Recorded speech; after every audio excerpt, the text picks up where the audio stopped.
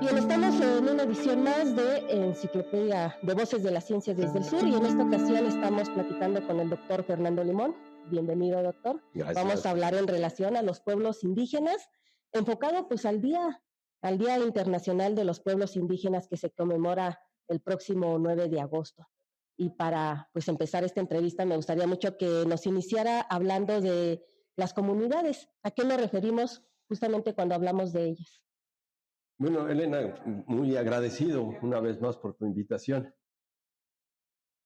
Es un tema medular. Eh, Acabo de leer que en realidad prácticamente la totalidad de la población de México podríamos llamarnos indígenas. En términos genéticos, no hay diferencia genética entre la población mestiza y la Uh-huh. población indígena por región. Es decir, mayoritariamente los mestizos de una región, sí o sí, por genética, son descendientes de los pueblos indígenas. Es una cosa bien importante porque ¿qué nos habita? ¿Qué somos en términos humanos, en la parte casi hasta de ADN? Pero además si pensamos la influencia que tienen las culturas en nuestras regiones, pues nos marca profundamente. No vivimos igual aquí que en Oaxaca, en la península de Yucatán.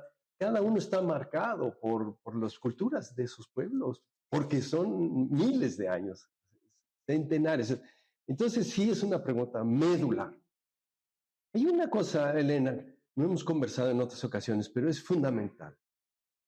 Hablar de indígenas es hablar de un acontecimiento histórico que es la colonización. Es decir, si no hubiera colonización no habría indígenas. Uh-huh. En los 90 países del mundo donde hay indígenas, ha habido procesos de colonización. Por lo tanto, el hecho de la colonización es la que marca la pauta de ser indígenas, es decir, el dominio, el control, el robo, su disminución. Su disminución en términos de condiciones de dignidad, Uh-huh. de sometimiento. Esto es muy, muy fuerte. Entonces, por otro lado, hablamos pues de unas partes que son interesantes, bonitas, positivas, pues que son, en México se les considera a las comunidades nativas que se saben herederas de los pueblos precolombinos, ¿no? Entonces estamos hablando de comunidades que tienen su idioma, sus tradiciones, sistemas políticos, lingüísticos propios. Esto es la parte más característica. Pero una Uh-huh. cosa que omitimos es esto, que se refiere a población colonizada.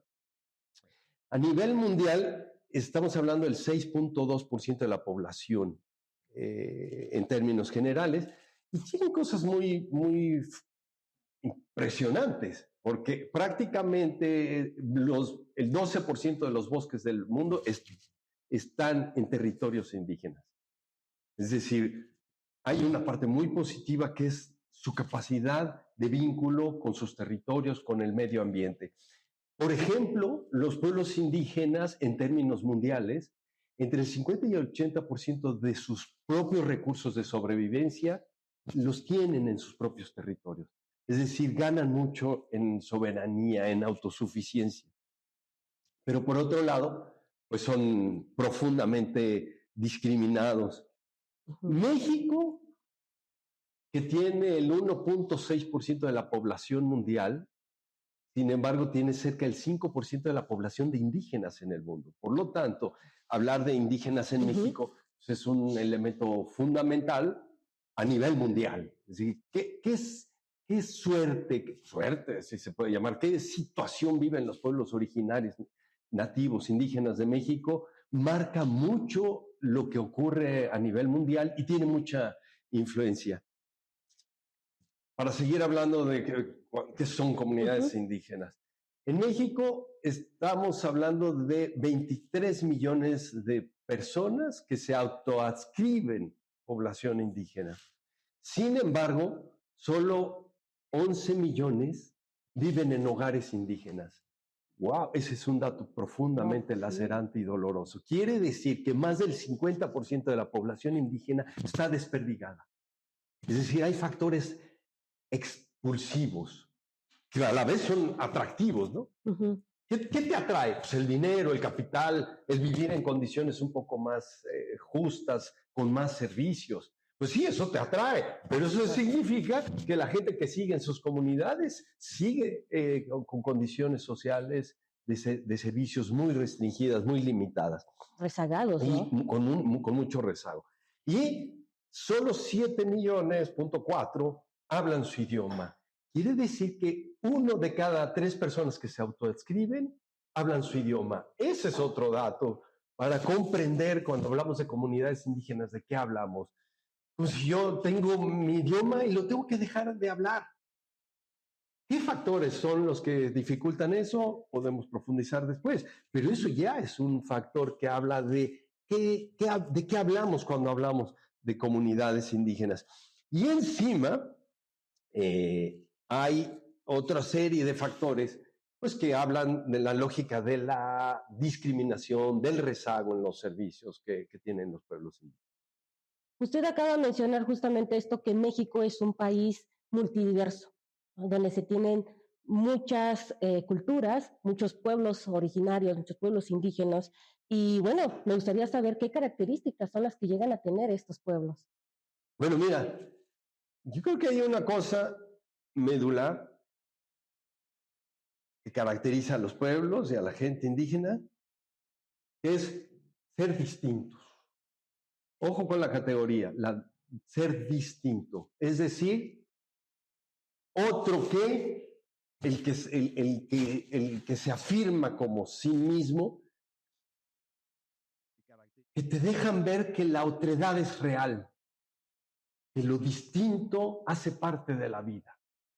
Esto es fundamental porque en términos generales, de los cerca de 500 millones de personas indígenas en todo el mundo, en 90 países, viven como la otredad, como lo distinto, en sociedades nacionales que en términos generales, esos 90 países, si uno se mueve en esos países, pareciera que lo diferente solo es idioma o pequeñas cosas culinarias, pero hay veces que en San Cristóbal se come comida italiana, y vas a Italia y pues ya no ves ni siquiera esa diferencia.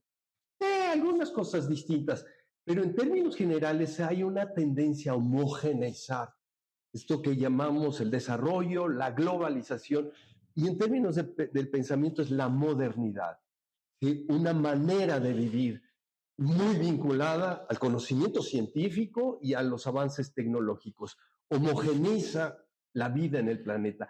Los pueblos indígenas, lo que les caracteriza es la tradición y la peculiaridad o la particularidad del modo de vivir en sus lugares. Es decir, la reivindicación de la necesaria diversidad de lo existente. Esto es el elemento fundamental. Son otredades. Y esas otredades nos cuestionan. ¿Qué caracteriza a los pueblos indígenas? Te diría una segunda, que es que nos dirían un elemento que es un poco disonante, que lo fundamental en la vida no es el saber vivir, es un eslogan muy típico, sino el saber convivir. ¿Qué es la gran diferencia? Sí. Si las mentalidades, el conocimiento, la racionalidad, la episteme de los pueblos indígenas, lo que lleva es al reconocimiento de lo diverso en la vida. Y si alguien vive, convive. No rompe la lógica del pensamiento moderno. Y por lo tanto, lo que les caracteriza es la disposición a vivir precisamente en comunidades, la pregunta primera. ¿Qué hablamos cuando hablamos de comunidades? Entonces es un convivir. Y si alguien se pone en riesgo, por ejemplo, el agua, la biodiversidad, los bosques, se pone en riesgo la vida del planeta, se pone en riesgo la vida de la comunidad humana, que es solo partícipe de la gran comunidad de vida. Y en términos negativos, estaríamos diciendo que tienen también en común, que les caracteriza a los pueblos, que sus derechos les son conculcados en todos esos países por ser otredades, por ser dominados, por ser sometidos. Pero, y un factor fundamental, que a la vez se ve beneficiado en sociedades como la mexicana, es que reivindican las tradiciones, son custodios de tradiciones. Y las tradiciones son medulares para saber vivir la vida. De eso ya se está hablando a nivel global, en términos de conocimiento, digamos, sociológicamente, hacia dónde van las sociedades, qué está ocurriendo en las sociedades. Ahorita hay grande tensión entre lo que le llamamos derecha e izquierda. Básicamente, la derecha está despreciando la diferencia, los movimientos migratorios. Ahorita el tema en Estados Unidos, a propósito de las nuevas decisiones de quiénes van a encabezar las candidaturas de los partidos, básicamente la consigna para defenderse es quién cierra más fronteras, cómo alientan a una población para que vote en contra de la diversidad, en contra de lo diferente. Entonces, eso lo que está señalando es un futuro nefasto, malísimo para las sociedades que se están poniendo en esa posición. Claro. Y por lo tanto, las jóvenes generaciones lo que están pidiendo es acudir a las tradiciones. De pronto se encuentran con sociedades que ya no les ofrecen tradiciones. Por eso lugares como México se vuelven muy atractivos. La gente viene, y viene sobre todo a lugares donde hay pueblos indígenas para saber vivir desde tradiciones. ¿Por qué? Porque las tradiciones lo que ofrecen es sentido a la vida. Si se pierden tradiciones, se pierde el sentido de la vida. Esto es medular. Lo digo tan rápido en una palabra, pero es la esencia de la vida humana. Esta identidad, ¿no?, que llegan a tener cada pueblo a través de sus culturas, de sus tradiciones, de la forma en cómo se relacionan con la sociedad, con el ambiente, la naturaleza, y cómo llevan a cabo también su religión, independientemente de la que ejerzan, ¿no? Exacto, sus formas de espiritualidad, ¿no? Porque las religiones, en términos generales, vinieron con las sociedades dominantes, las instituciones de la religión. Sí. Y bueno, y en torno a esto, entonces, ¿cuál es el objetivo de esta celebración del 9 de agosto? Bueno, en términos generales, esta es la celebración del 9 de agosto como Día Internacional de los Pueblos Indígenas, que fue proclamada por la ONU en 1994, finales del 94, en conmemoración de que en el 82, un 9 de agosto, había comenzado a la mesa de trabajo sobre poblaciones indígenas.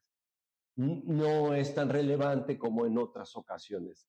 Casi yo debería decir que en México y en otros lugares el Día de los Pueblos Indígenas es el Día de la Resistencia, el famoso 12 de octubre, el Día de la invasión, el Día del sometimiento, el Día del ocultamiento, ¿no? de la negación de su existencia previa. Entonces, como a partir de aquí nos reivindicamos, nos resistimos.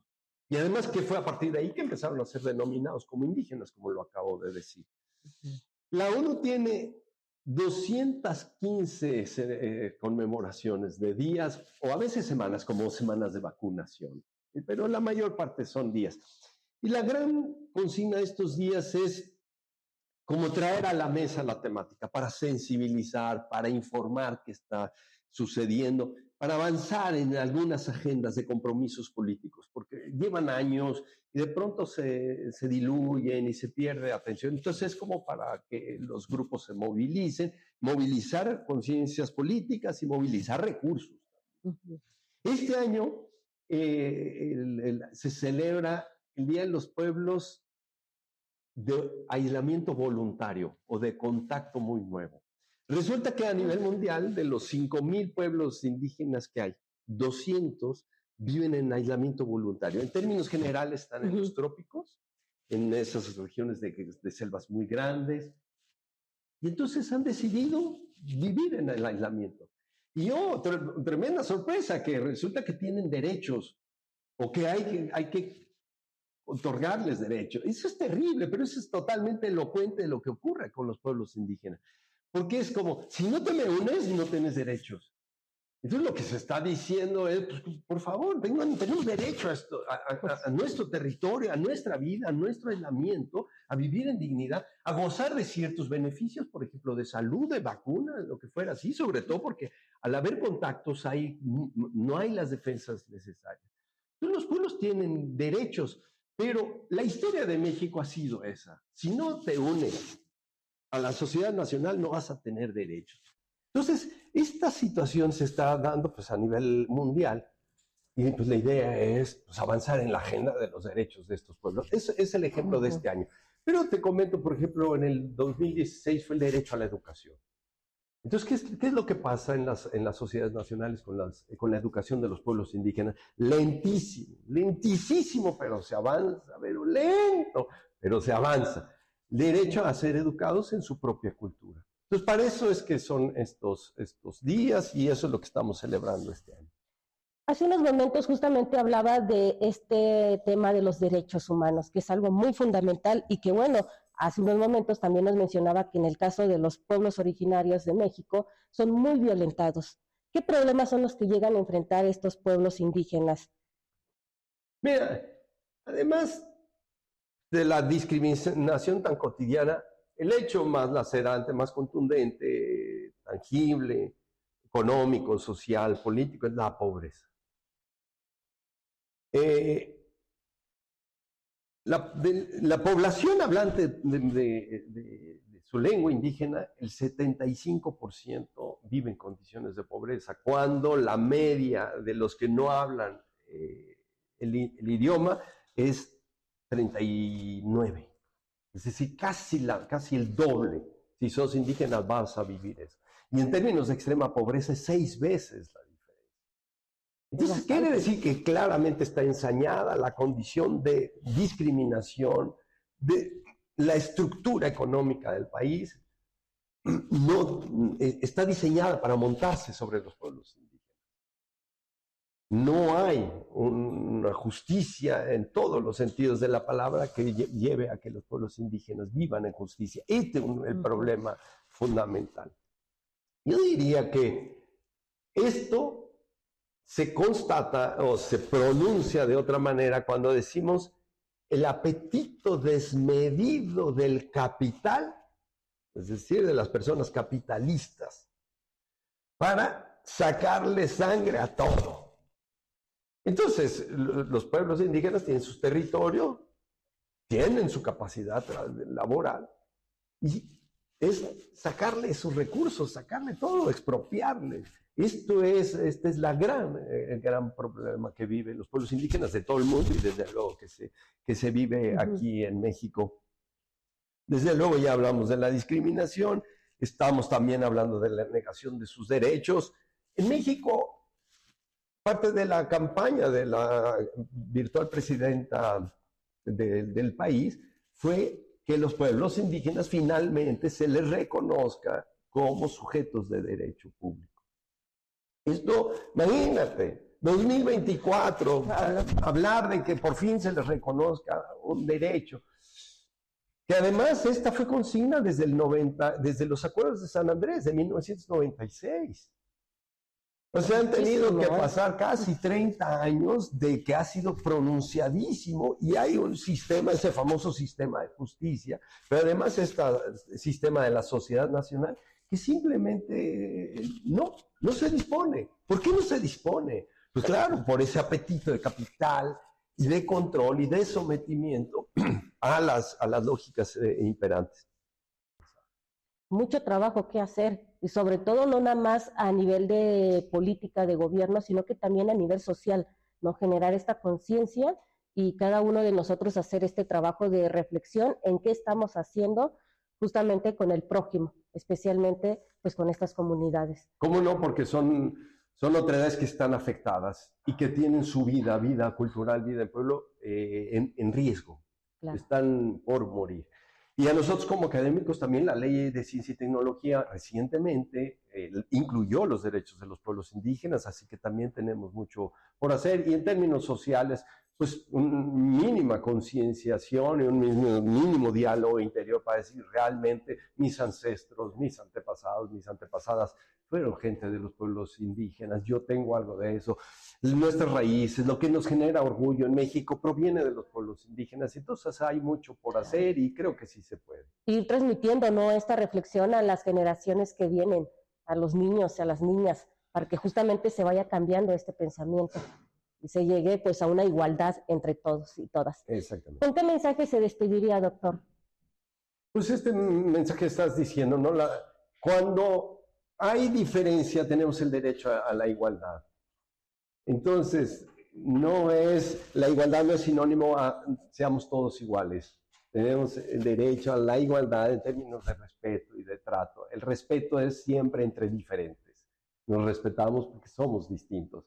Entonces, enorgullecernos por aprender a vivir y enorgullecernos de vivir en entornos que implican diversidad. Apreciarla, ahí está la belleza, además ahí está la posibilidad de la vida.